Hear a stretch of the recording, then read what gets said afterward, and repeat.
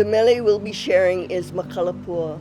It is a mele that was composed when she was still a princess, Queen Lili'uokalani.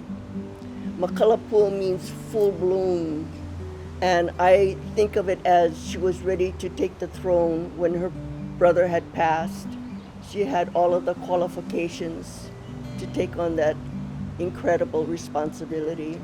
It speaks about the lanakila, which is one of two trains that were in existence at that time. And this train would traverse on the west side of our island, and you still see remnants of the old roadway, the railway. And it was a time that she would take her retinue to visit her family and friends.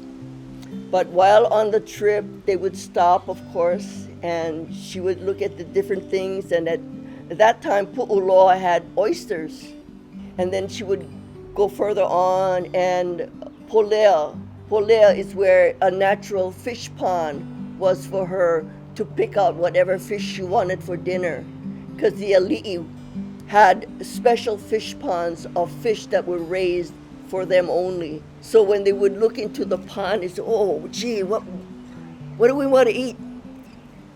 And then they should travel on further to Wailuku and then board a horse and buggy to visit family and friends, and that's the end of the mele. I picked the mele because she's our last reigning monarch, and there's so much we need still to learn about how incredible of a woman she was, and for her to go through what she went through at a very difficult time in our history. So I wanted to share that mele because it's also a hula noho pa ipuheke. So my ladies will be sitting and they will be dancing, and anytime you sit, you have to chant. So they will be chanting and playing their ipuheke, which is a special implement, I think, that you don't see that often used.